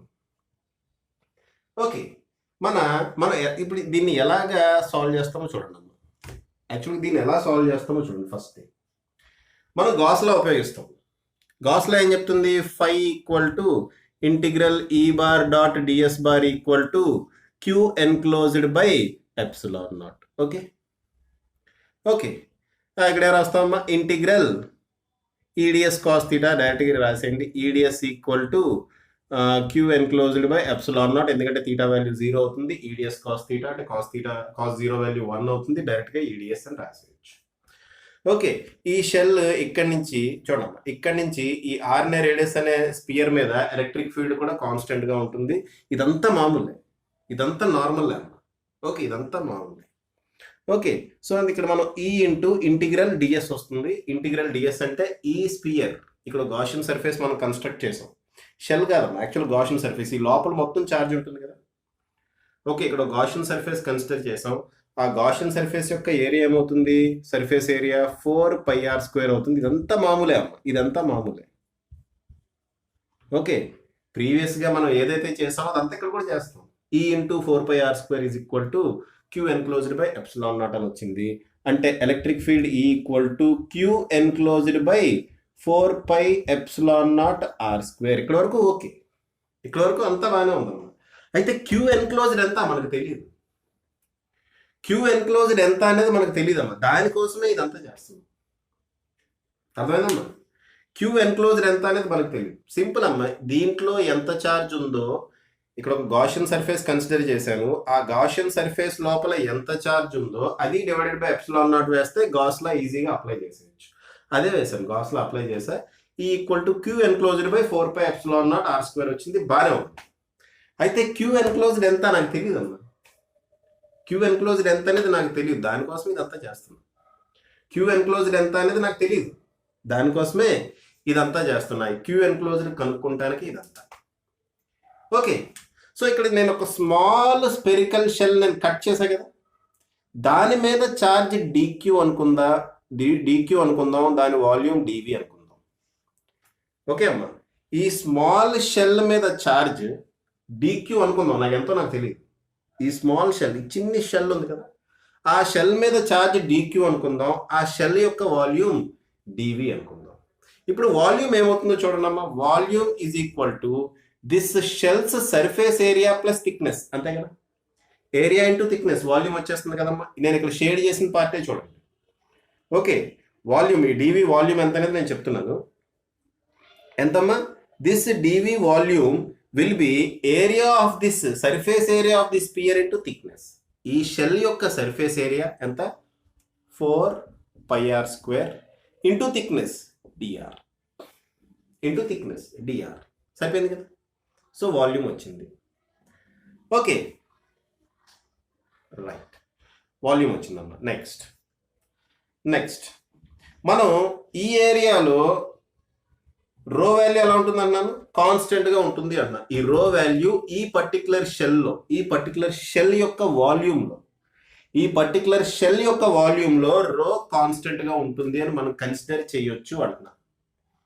ఓకే అమ్మా, రో కాన్స్టెంట్గా ఉంటుంది అని మనం కన్సిడర్ చేయొచ్చు అని క్యాల్కులేషన్, దీనికి సంబంధించిన క్యాల్కులేషన్ అటు పక్కన చేస్తాం. డైరెక్ట్గా తీసుకొచ్చి క్యూ వాల్యూ దీంట్లో సబ్స్టిట్యూట్ చేస్తాం. ఓకే, సో కాన్స్టెంట్గా ఉంటుంది అంటున్నా కాబట్టి రో ఈక్వల్ టు dq/dv అని రాస్తా. ఆ పర్టికులర్ వాల్యూమ్లో dq/dv అని రాస్తా. అంటే dq ఈక్వల్ టు రో dv అని రాయొచ్చు కదా. dq ఈక్వల్ టు రో dv అని రాయొచ్చు కదమ్మా.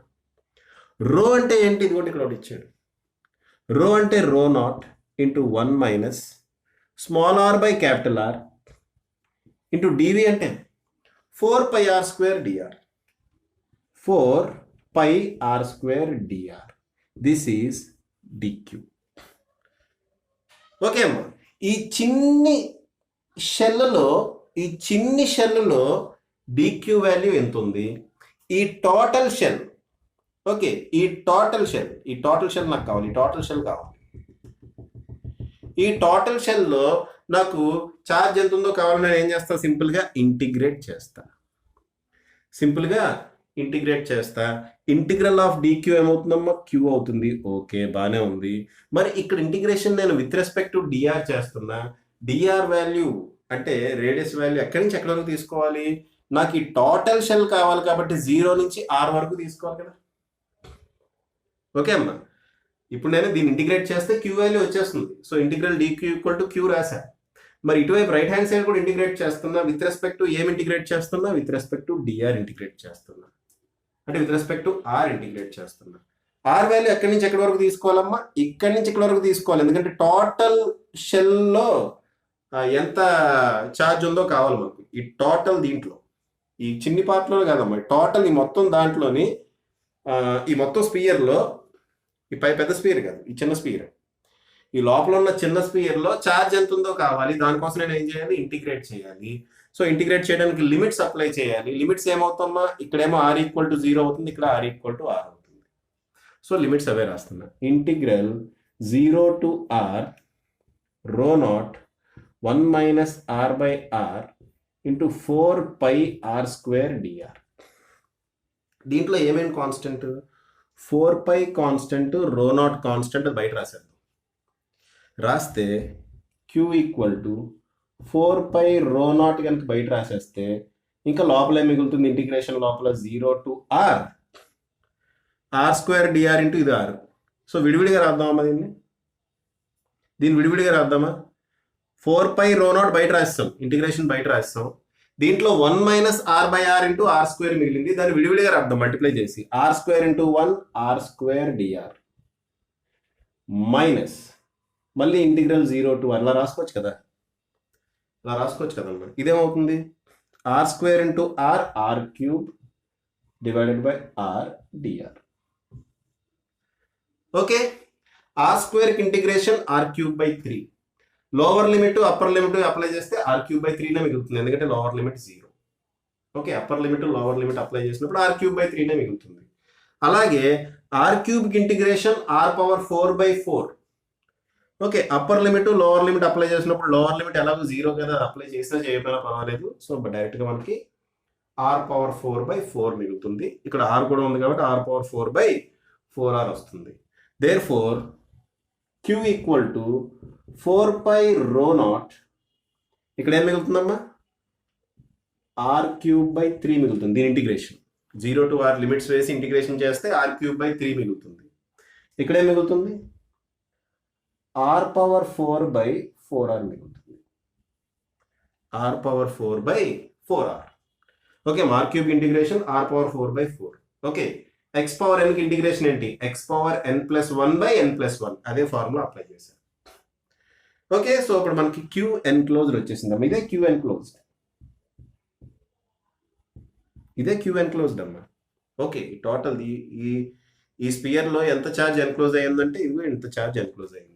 సింపుల్గా తీసుకొచ్చి దీంట్లో సబ్స్టిట్యూట్ చేయండి. సబ్స్టిట్యూట్ చేస్తే ఈ ఈక్వల్ టు q ఎన్క్లోజ్డ్ అంటే ఏమవుతుందమ్మా? 4π రో నాట్, ఇది r³/3 minus r⁴/4r. Okay, right, divided by 4π ε0 r². 4π cancel. దీంట్లోంచి r² కామన్ తీసాం అనుకోండి, r² ఈ r² కూడా క్యాన్సిల్ అయిపోతుంది. సో ఫైనల్గా మనకి ఏమి మిగులుతుందమ్మా? ఈ ఈక్వల్ టు ρ/ε0. r² క్యాన్సిల్ అయిపోతుంది. లోపల r² ఇక్కడ నుంచి వాళ్ళు కూడా r² బయటకు తీసుకురావచ్చు కదా. సో ఏమవుతుంది? r/3 minus r²/4r. r/3 minus r²/4r. దాన్ని మీరు ఇంక ఫర్దర్గా సాల్వ్ చేయాలంటే చేయండి, లేదంటే మీ ఇష్టం అది. ఓకే, ఇచ్చిన ఆప్షన్స్ చూసుకోండి. ఆప్షన్స్లో ఎలా ఇచ్చాడో దాని ప్రకారం మనం సాల్వ్ చేయాలి. అర్థమవుతుందమ్మా? ఓకే, దీంట్లోంచి r² కానీ కామన్ తీస్తే, దీంట్లోంచి r² కానీ కామన్ తీస్తే ఇక్కడ r మిగులుతుంది, ఇక్కడ r² మిగులుతుంది. అదే రాసా. ఈ r² కింద r² క్యాన్సిల్ అయిపోతుంది. దేర్ఫోర్ ρ0/ε0 అది మిగులుతుంది. ఓకే, కావాలంటే మీరు ఇది ఇలా వదిలేయండి, లేదంటే ఓకే అమ్మా, రైట్. సో పాజ్ చేసి రాసుకున్నాము. చాలా చాలా మంచి క్వశ్చన్. ఆన్ ది సర్ఫేస్ కూడా మనం క్యాలిక్యులేట్ చేయొచ్చాము, అది కూడా చేద్దాం. సరే, పాజ్ చేసి రాయండి ముందు. 1 2 3 4 5. సో పాజ్ చేసి రాస్తారు అనుకుంటున్నా. ఆన్ ది సర్ఫేస్ కూడా మనం క్యాలిక్యులేట్ చేయొచ్చు. అది ఎలా క్యాలిక్యులేట్ చేస్తాం? ఆన్ ది సర్ఫేస్ అది కూడా క్యాలిక్యులేట్ చేయొచ్చు.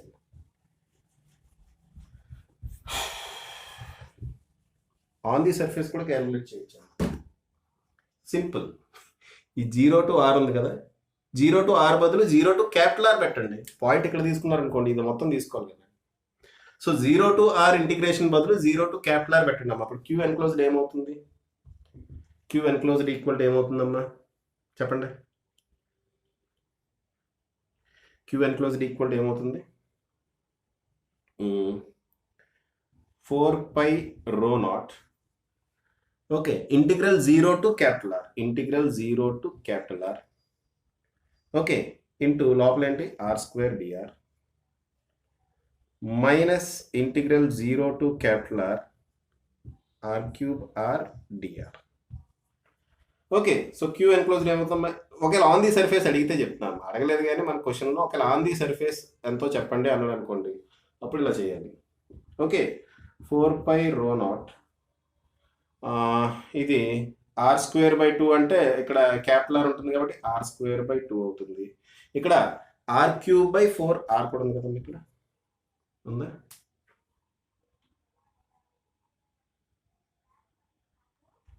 r³/r. ఓకే ఓకే, సో ఇదేమవుతుందమ్మా? Minus r⁴/4r. అంతేగా, 0 to r సబ్స్టిట్యూట్ చేసినప్పుడు సేమ్ ఇదే వస్తుంది కాకపోతే స్మాల్ ఆర్ ప్లేస్లో క్యాపిటల్ ఆర్ వస్తుంది. సో ఇదేమవుతుందమ్మా? 4πρ0, ఇదేమో r²/2 అలాగే ఉంచేయండి. ఈ ఆర్ దీన్ని క్యూబ్ టైమ్స్ క్యాన్సిల్ అవుతుంది కాబట్టి -r³/4 వస్తుంది. r²/2 minus r³/4. దీన్ని తీసుకెళ్ళి ఎందులో సబ్స్టిట్యూట్ చేయాలి? ఇందులో సబ్స్టిట్యూట్ చేయాలి. సో ఇక్కడ electric field equal to queue enclosed అంటే 4πρ0 r²/2 minus r³/4, r²/2 minus r³/4 divided by r²/2 minus r³/4 ఏంటిది? ఓకే, క్యూ ఎన్క్లోజ్డ్ వస్తుంది డివైడెడ్ బై 4πε0 r². 4πε0 r² అంటే క్యాపిటల్ r² రాయాలము. ఇక్కడ ఏరియా ఆఫ్ స్పియర్ ఏం తీసుకున్నాం? 4πr². Gaussian spear తీసుకున్నాం. ఇక్కడ Gaussian spear కాదుగా, టోటల్ స్పియర్ తీసుకోవాలి. ఆన్ ది సర్ఫేస్ అంటున్నా కదా, సో టోటల్ స్పియర్ తీసుకున్నప్పుడు ఏమవుతుంది? 4π క్యాపిటల్ r² అవుతుంది. ఓకేనా? 4π క్యాన్సిల్. దీంట్లోంచి r² కనుక బయటికి తీస్తే కరెక్ట్గానే వెళ్తున్నాను నేను, కరెక్ట్గానే వెళ్తున్నాను కదా. ఓకే, దీంట్లోంచి కనుక r² బయటికి తీస్తే r² ఈ r² క్యాన్సిల్ అయిపోయి ρ0/ε0 ρ0/ε0 ఇక్కడ లోపల ఏం మిగులుతుంది? r² కాదు, 1/2 మైనస్ r/4 ఇది మిగులుతుంది. 1/2 మైనస్ r/4 ఎగ్జాక్ట్గా ఆన్ ది సర్ఫేస్ మీద చెప్తున్నాను. ఓకేనా? ఎగ్జాక్ట్గా ఆన్ ది సర్ఫేస్ మీద చెప్తున్నా.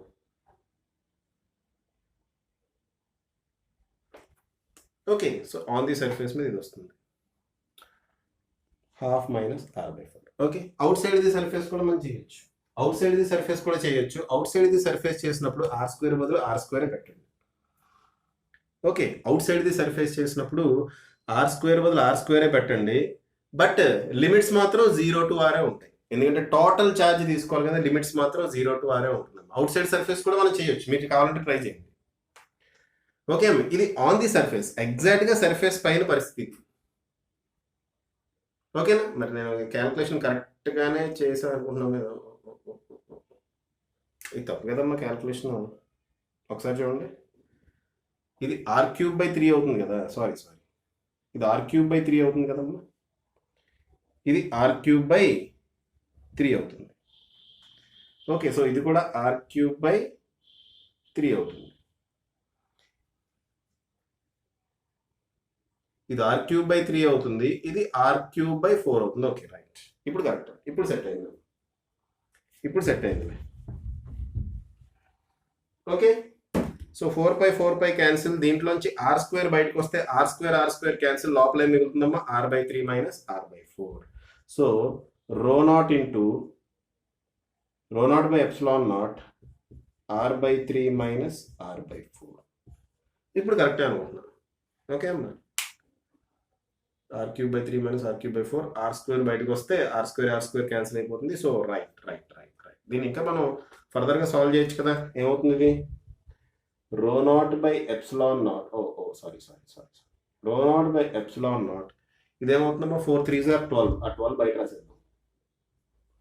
ఓకే, 12 బయట రాసేస్తే 4r minus 3r, 4r minus 3r అవుతుంది. So ρ0r/12ε0. సో సర్ఫేస్ మీద ఇదమ్మా ఫార్ములా. ఎగ్జాక్ట్గా సర్ఫేస్ మీద కావాలి అంటే రో నాట్ బై 12 ఎప్సిలాన్ నాట్. ఎక్కడ మీది? On the surface. Out side the surface. Out side the surface ఏమవుతుంది? అవుట్ సైడ్ ది సర్ఫేస్ ఎక్కడ రాయినమ్మా? అది అవుట్ సైడ్ ది సర్ఫేస్ అటువైపు చేయనా? చేద్దాం సరదాగా, అంటే వాడు అడగలేదు కానీ మనం సబ్జెక్ట్ కోసం చేస్తున్నాం అంతే. వీడియో లెంగ్త్ బాగా ఎక్కువైందంటారా? ఓకే ఓకే, అయినండి అలవాటే మనకి, అయినా అలవాటే కదా. అవుట్ సైడ్ ది సర్ఫేస్ ఇట్లా అయినమ్మా, ఇది పాస్ చేసి రాసుకున్నారని అనుకున్నా. ఆన్ ది సర్ఫేస్ ఇలా ఉంటుంది. ఇన్సైడ్ ది సర్ఫేస్ అయిపోయింది. ఇన్సైడ్ ది సర్ఫేస్తో పాటు ఆపేయచ్చు కదా సార్. ఎందుకు మాకు ఈ సేవ, ఎందుకు సార్ మాకు ఈ సేవ అని మీరు అనుకోవచ్చు. కానీ మా అవుట్ సైడ్ ది సర్ఫేస్ తీసుకున్నప్పుడు గాషియన్ సర్ఫేస్ ఇక్కడ ఎక్కడో క్యాలిక్యులేట్ చేస్తాం. సో ఈ సర్ఫేస్ ఏరియా ఏమవుతుంది? 4πr² అవుతుంది. ఇది కనుక ఆర్ అయితే ఓకే, ఇదేమవుతుంది? 4πr² అవుతుంది. సో ఈ formula okay. E out side ఈ ఫార్ములా ఓకే అమ్మ. ఏంటది?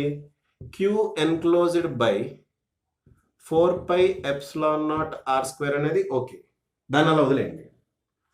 ఓకే, క్యూ ఎన్క్లోజ్డ్ దేనికి ఈక్వల్ అవుతుందమ్మా? దీనికి ఈక్వల్ అవుతుంది. క్యూ ఎన్క్లోజ్డ్ దీనికి ఈక్వల్ అవుతుంది, అంతేనా?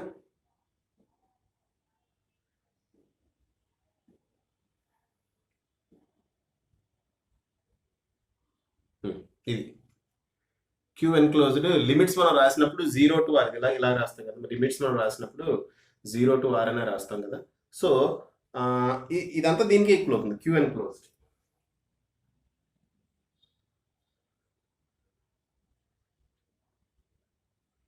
ఓకే, అయితే ఇక్కడ ఒక చిన్న మతలబ్ ఉంది.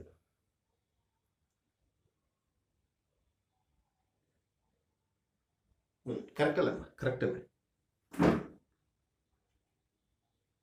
సరే, క్యూ ఎన్క్లోజ్డ్ ఏమవుతుందో చూద్దాం.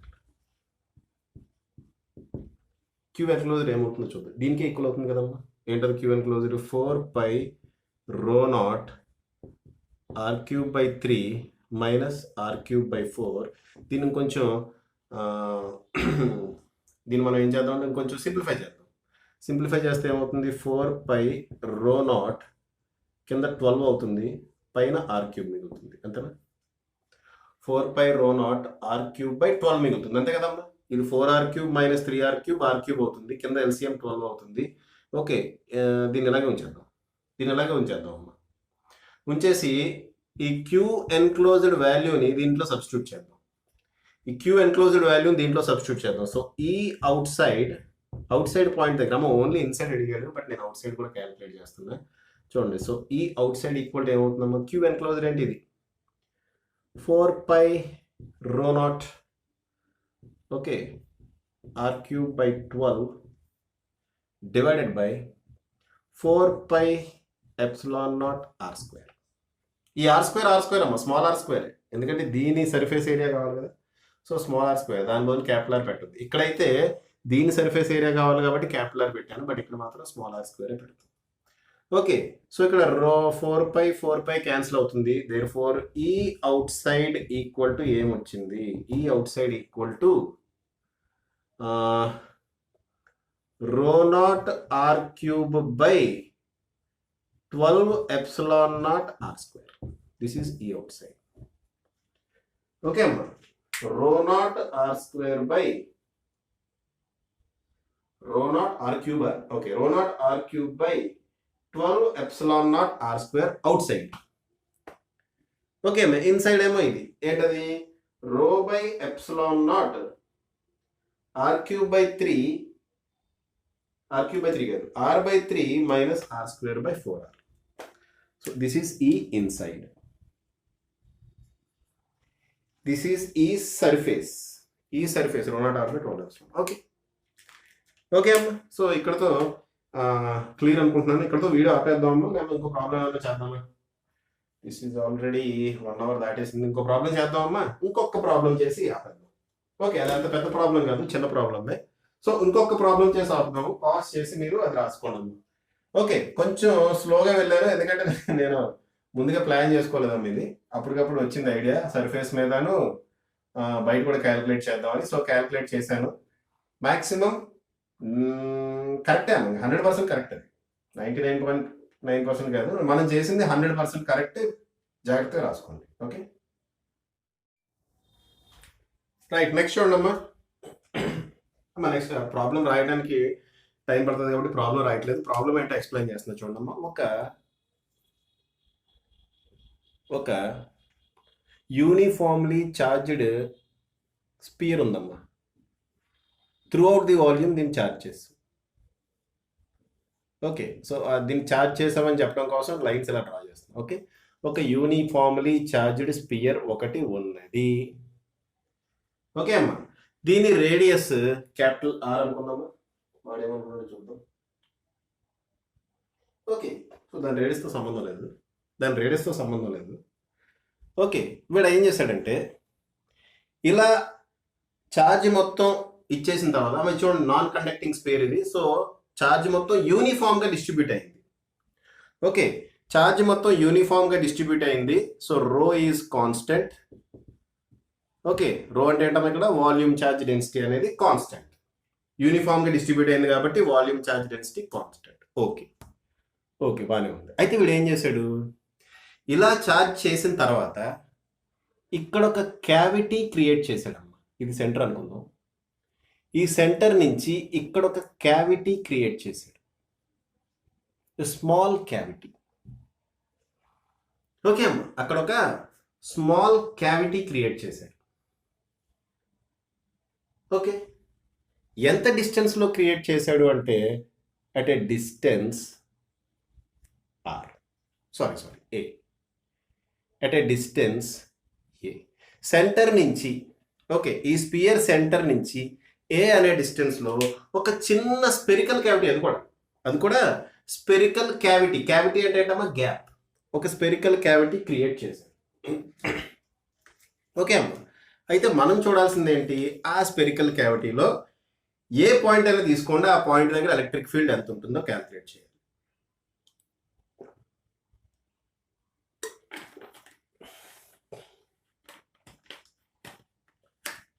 ఓకే అమ్మా, స్పెరికల్ క్యావిటీ కొంచెం పెద్దగా డ్రా చేద్దాం. కొంచెం పెద్దగా డ్రా చేస్తామా స్పెరికల్ క్యావిటీని. సో ఈ స్పెరికల్ క్యావిటీలో ఇది స్పెరికల్ క్యావిటీ. ఈ స్పెరికల్ క్యావిటీ సెంటర్ ఎంత డిస్టెన్స్లో ఉంది, ఇది ఇక్కడ. సో ఈ స్పెరికల్ క్యావిటీలో ఏదో ఒక పాయింట్ తీసుకోండి. ఫర్ ఎగ్జాంపుల్ ఈ పాయింట్ తీసుకోండి, లేదా ఈ పాయింట్ తీసుకోండి. ఆ పాయింట్ దగ్గర ఎలక్ట్రిక్ ఫీల్డ్ ఎంత, అది మనం క్యాలిక్యులేట్ చేయాలి. ఆ పాయింట్ దగ్గర ఎలక్ట్రిక్ ఫీల్డ్ ఎంత అనేది మనం క్యాలిక్యులేట్ చేయాలి. ఓకే అమ్మా, మనకు ఇచ్చిన క్వశ్చన్ ఇదే. యూనిఫామ్ ఛార్జ్ డిస్ట్రిబ్యూషన్ చేశాము. ఓకే, యూనిఫామ్ ఛార్జ్ డిస్ట్రిబ్యూషన్ ఎంత, వాల్యూమ్ ఛార్జ్ డెన్సిటీ ఎంత, రో వాడు ఇచ్చేసాడు. ఓకే, తర్వాత ఏం చేసాం, ఒక క్యావిటీ క్రియేట్ చేసాం. అమ్మా. క్యావిటీ అంటే ఒక గ్యాప్ క్రియేట్ చేసాం. ఓకే, ఎంత దూరంలో ఈ స్పెరికల్ క్యావిటీ క్రియేట్ చేసాం కదా, దాని సెంటర్కి ఈ యాక్చువల్ స్పియర్ సెంటర్కి మధ్యలో డిస్టెన్స్ ఏ అన్న. ఓకే, ఈ సెంటర్కి మధ్యలో డిస్టెన్స్ ఏ అన్నా. ఓకేనా, సో అది మ్యాటర్, అదమ్మా మ్యాటర్. అయితే ఈ క్యావిటీలో ఏ పాయింట్ అయినా కన్సిడర్ చేయండి, ఆ పాయింట్ దగ్గర ఎలక్ట్రిక్ ఫీల్డ్ ఎంత ఉంటుంది క్యాల్కులేట్ చేయమన్నాడు. ఓకే, సో దీనికి చూడండి, క్వశ్చన్ ఎలా ఉంది కానీ భయంకరంగా ఉంది, కానీ నిజానికి చాలా ఈజీ అమ్మ ఈ క్వశ్చన్ డీల్ చేయటం. మనం ఒక ఫార్ములా గుర్తుపెట్టుకోవాలి. ఒక నాన్ కండక్టింగ్ స్పెరికల్ షెల్లో, ఓకే అమ్మా, ఒక నాన్ కండక్టింగ్ సాలిడ్ స్పియర్లో ఈ ఇన్సైడ్కి ఫార్ములా ఏంటి, ఈ ఇన్సైడ్కి ఫార్ములా రో ఆర్ బై 3ε0, అంతేనా, రో ఆర్ బై 3ε0. ఇప్పుడు నేను ఏం చేస్తా అంటే, అసలు ఈ సర్ఫేస్లో క్యావిటీ లేదు అనుకుంటా. ఈ సర్ఫేస్లో క్యావిటీ లేదు అనుకుంటా అమ్మా. లాజిక్ అన్నాం, చాలా సింపుల్గా చేస్తున్నది. ఈ సర్ఫేస్లో క్యావిటీ లేదు అనుకుంటా. క్యావిటీ లేకపోతే ఏ అనే డిస్టెన్స్లో ఎలక్ట్రిక్ ఫీల్డ్ ఎంత. సో ఏ అనే డిస్టెన్స్ కాదుగా, ఈ పాయింట్ కదా మనకు కావాల్సింది. ఈ పాయింట్ ఎంత డిస్టెన్స్లో ఉంది వాడు ఇవ్వాల. ఈ పాయింట్ ఎంత డిస్టెన్స్లో ఉందమ్మా వాడు ఇవ్వాల. మనం ఆర్ అనే డిస్టెన్స్లో ఉందనుకున్నాం ఇక్కడి నుంచి. ఓకే, ఇక్కడ నుంచి ఆర్ అనే డిస్టెన్స్లో ఉంది అనుకుందాం. ఈ సెంటర్ నుంచి ఆర్ అనే డిస్టెన్స్లో ఉంది. అదే ఈ సెంటర్ నుంచి తీసుకుంటే ఆర్ డాష్ అనే డిస్టెన్స్లో ఉంది అనుకోండి. ఈ సెంటర్ నుంచి ఆర్ అనే డిస్టెన్స్లో ఉంది, ఈ సెంటర్ నుంచి ఆర్ డాష్ అనే డిస్టెన్స్లో ఉంది. సార్ ఎందుకు సార్ ఇక్కడ నుంచి తీసుకుంటే సరిపోద్ది కదా, ఇక్కడ నుంచి తీసుకుంటాం ఎందుకు అని మీరు అడగొచ్చు. బట్ నా లాజిక్ ప్రకారం ఇక్కడ నుంచి కూడా తీసుకోవాల్సిన అవసరం ఉందాం, అందుకని చెప్పి నేను తీసుకున్నా ఆర్ డాష్. సో ఇక్కడ నుంచి ఆర్ అనుకున్నా, ఇక్కడ నుంచి ఆర్ డాష్ అనుకున్నా. ఓకే, సో ఇప్పుడు ఈ క్యావిటీ లేదు, దేర్ ఈజ్ నో క్యావిటీ అనుకోండి. Suppose there is no cavity. అప్పుడు ఎలక్ట్రిక్ ఫీల్డ్ ఏమవుతుందమ్మా ఆ పాయింట్ దగ్గర? Rho R by 3ε0. Simple, rho R by 3ε0. Okay, ఇప్పుడు మిగతాదంతా లేదు, క్యావిటీ యొక్క పార్ట్ మాత్రమే ఉందనుకోండి. ఇక్కడ ముక్క కట్ చేసాం కదమ్మా, ఆ ముక్క ఇక్కడ పెట్టేద్దాం, మిగిలిందంతా తీసేద్దాం. అర్థమవుతుందా? ఓకే, దీన్ని E1 అనుకుందాం. Electric field due to the removed portion అని రాస్తా.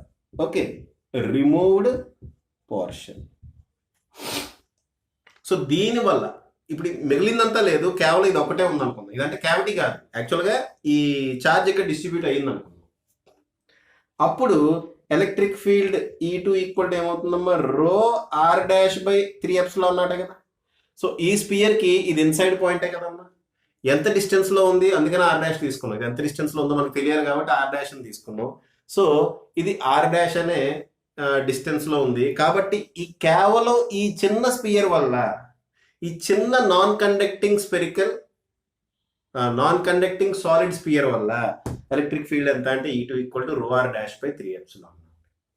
ఇప్పుడు నెట్ ఎలక్ట్రిక్ ఫీల్డ్ కావాలి మనకి. నెట్ ఎలక్ట్రిక్ ఫీల్డ్ కావాలి, ఏమవుతుంది? దిస్ మైనస్ దిస్, మొత్తం అంతా ఉంటే ఇది, మొత్తం అసలు ఇక్కడ క్యావిటీ లేకుండా మొత్తం అంతా ఉంటే ఇది, ఇదేమీ లేకుండా కేవలం ఇది ఒక్కటే ఉంటే ఇది. సో దీంట్లోంచి తీసేస్తే రిజల్టెంట్ ఎలక్ట్రిక్ ఫీల్డ్ వచ్చేస్తుంది కదమ్మా, ఈ resultant. Okay, total solid sphere వల్ల ఇదమ్మా. దాంట్లోంచి ఈ సాలిడ్ స్పియర్ వల్ల వచ్చిన ఎలక్ట్రిక్ ఫీల్డ్ తీసేయండి, అప్పుడు ఆటోమేటిక్గా మనకి క్యావిటీలో ఏదైనా పాయింట్ దగ్గర ఎలక్ట్రిక్ ఫీల్డ్ వచ్చేస్తుంది. సో ఈఆర్ ఈక్వల్ టు ఏమవుతుందమ్మా? E1 minus E2. E1 minus E2 అంటే rho by 3ε0, rho R by 3ε0 minus rho R dash by 3ε0. దీంట్లో రో బై 3ε0 కామన్ తీయండి, మనకి ఏం మిగులుతుంది? ఆర్ మైనస్ ఆర్ డాష్ మిగులుతుంది. Very good, r minus are dash మిగులుతుంది. ఓకే, బాగానే ఉందమ్మా. అయితే ఆర్ మనకు తెలియదు, ఆర్ డాష్ కూడా మనకు తెలియదు. మనకు తెలియదు అంటే మనం అనుకున్నాం, వాడిచ్చింది కాదు, వాడిచ్చింది ఏ అని ఇచ్చాడు. ఓకే, సో మరి ఆ ఏ వాల్యూని దీంట్లోకి తీసుకురావడానికి నేను ఒక ట్రిక్ ప్లే చేస్తున్నాను. మా ట్రిక్ ఏంటంటే ఈ ఆర్ డాష్ వాల్యూస్ని నేను వెక్టర్ ఫామ్లో తీసుకుంటున్నాను. అంటే ఎలక్ట్రిక్ ఫీల్డ్స్ని నేను వెక్టర్ ఫామ్లో క్యాలిక్యులేట్ చేశాను అనుకోండి. అప్పుడు ఏమవుతుంది? ఆర్ బదులు ఆర్ బార్ పెట్టాలి, ఆర్ డాష్ బదులు ఆర్ డాష్ బార్ పెట్టాలి, వెక్టర్ ఫామ్లో రాస్తాయి. సో ఆర్ బదులు ఆర్ బార్, ఆర్ డాష్ బదులు, ఓకే అమ్మా, ఆర్ బదులు ఆర్ బార్, ఆర్ డాష్ బదులు ఆర్ డాష్ బార్ పెట్టాలి. ఓకే అమ్మా, ఆర్ బార్ ఏమో ఇలా ఉంది, ఇదిగోండి ఇది సెంటర్. ఆర్ బార్ ఇలా ఉంది, ఆర్ డాష్ బార్ ఇలా ఉంది, ఏ బార్ ఇలా ఉంది. ఏని కూడా వెక్టర్ అనుకుందాం, ఏ బార్ ఇలా ఉంది. ఇప్పుడు ట్రయాంగిల్లో అప్లై చేసాం అనుకోండి, r minus are dash bar a bar అవుతుంది. ట్రయాంగిల్లో అప్లై చేస్తే చూడమ్మా, ట్రయాంగిల్లో అప్లై చేస్తే వెక్టర్స్కి వెళ్ళిపోయా. ట్రయాంగిల్లో అప్లై చేస్తే A bar plus R dash bar equal to R bar. ట్రయాంగిల్లో ప్రకారం A plus A dash plus R dash ఏమవుతుందమ్మా? ఆర్ బార్ అవుతుంది. అంటే ఏ బార్ ఈక్వల్ టు ఏమవుతుంది? R minus are dash bar.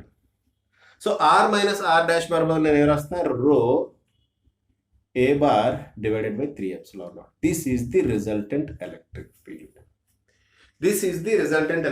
అమ్మా. అయితే ఇక్కడ ఒక విషయం గమనించండి, ఫైనల్ ఫార్ములాలో ఈ రిజల్టెంట్ దేని మీద డిపెండ్ అవుతుంది? కేవలం ఏ వాల్యూ మీద మాత్రమే డిపెండ్ అవుతుంది, ఇంకా దేని మీద డిపెండ్ కావట్లేదు. చూడండి, మీ క్యావిటీలో ఏ పాయింట్ దగ్గర తీసుకున్న వాల్యూ అంతే వస్తుంది. మీరు కావాలంటే చెక్ చేసుకోండి. ఈ క్యావిటీలో మీరు పాయింట్ ఏదైనా తీసుకోండి, వాల్యూ ఇదే వస్తుంది. అర్థమైందమ్మా? ఫైనల్ ఫార్ములా మనకి రో ఏ బార్ బై 3ε0 వచ్చింది. దాని మీనింగ్ ఏంటి? క్యావిటీలో ఈ పాయింట్ తీసుకోండి, ఇక్కడ తీసుకోండి, ఇక్కడ తీసుకోండి, ఇక్కడ తీసుకోండి, ఎక్కడ తీసుకున్నా electric field, resultant electric field value ఇదే ఉంటుంది. దాని మీనింగ్ ఏంటి? ఈ క్యావిటీ లోపల ఎలక్ట్రిక్ ఫీల్డ్ కాన్స్టెంట్ గా ఉంది. This means okay, electric field inside the cavity remains is uniform అంటారు.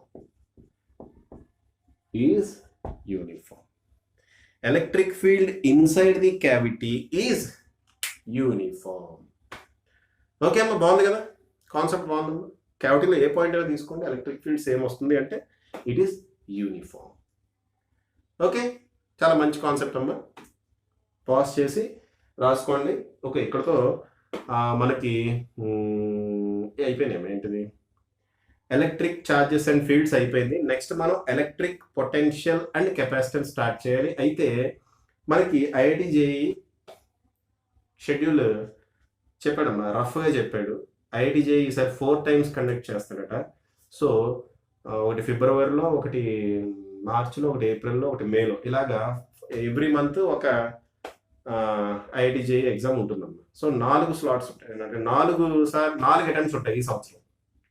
ఓకే, అంతేకాకుండా 90 bits ఇస్తాడట. దాంట్లో నుంచి 75 bits అటెంప్ట్ చేయాలని చెప్పి ఉందమ్మా. ఓకే, దాని గురించి సెపరేట్ వీడియో ఒకటి తయారు చేస్తాను. ఓకే, సో అంటే అట్లీస్ట్ మనం ఫిబ్రవరి కాకపోయినా మార్చ్ కానీ ఏప్రిల్ కన్నా మనం రెడీగా ఉండాలి. కాబట్టి నేను ఒక క్రాష్ కోర్స్ చేస్తే బాగుంటుంది అని నాకు అనిపిస్తుంది.